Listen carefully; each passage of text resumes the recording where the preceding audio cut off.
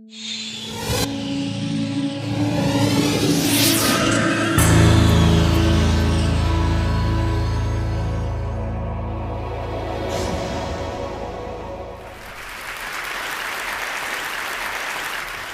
ladies and gentlemen, at TED we talk a lot about leadership and how to make a movement.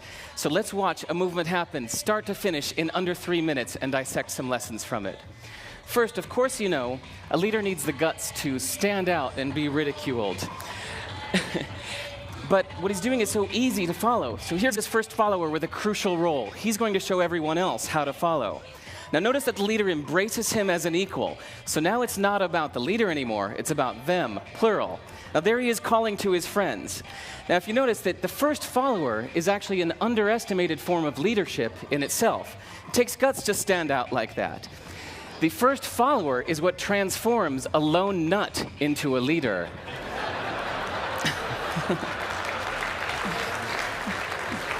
And here comes a second follower. Now it's not a lone nut, it's not two nuts, 3 is a crowd, and a crowd is news. So a movement must be public. It's important to show not just the leader, but the followers, because you find that new followers emulate the followers, not the leader. Now here come 2 more people, and immediately after, 3 more people. Now we've got momentum. This is the tipping point. Now we've got a movement. So notice that as more people join in, it's less risky. So those that were sitting on the fence before now have no reason not to. They won't stand out, they won't be ridiculed, but they will be part of the in crowd if they hurry. So over the next minute, you'll see all of the those that prefer to stick with the crowd, because eventually they would be ridiculed for not joining in. And that's how you make a movement. But let's recap some lessons from this. So first, if you are the type, like the shirtless dancing guy, that is standing alone, remember the importance of nurturing your first few followers as equals. So it's clearly about the movement, not you. Okay, but we might have missed the real lesson here. The biggest lesson, if you noticed, did you catch it? Is that leadership is over-glorified.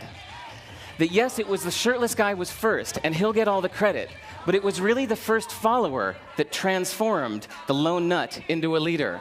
So as we're told that we should all be leaders, that would be really ineffective. If you really care about starting a movement, have the courage to follow and show others how to follow. And when you find a lone nut doing something great, have the guts to be the first one to stand up and join in. And what a perfect place to do that at TED. Thanks.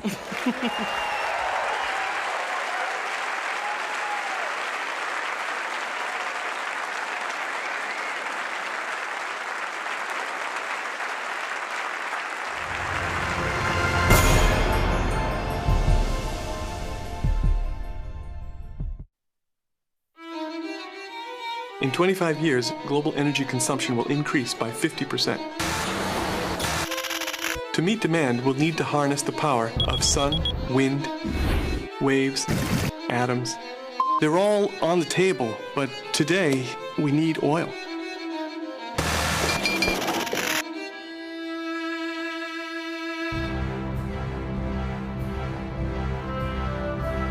I'm Mike Davis. I'm the drilling manager with Repsol, Gulf of Mexico. We're out here in 4,000 feet of water in Green Canyon 304 drilling the Angostura prospect, about a 29,000-foot subsalt well. Big technical challenge. That's why we got a big rig like the Cajun Express on it. One of the challenges that the oil industry has is finding new oil, because all of the easy oil has been used up. Finding oil is becoming more difficult and difficult because it's always deeper and deeper and deeper. More and more, the industry requires deep computing to find that deep oil. We have tools downhole that evaluate the rock while we're drilling it.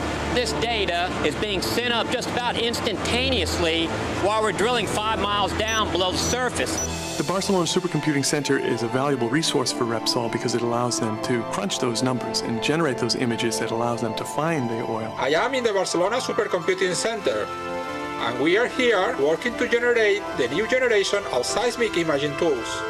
Because the quality of the data on a prospect that we're drilling today, we're able to reveal deposits that we had never been able to see before. To find this oil, we need to use machines of this size with more than 10,000 processors to process the data to generate the images of the Gulf of Mexico.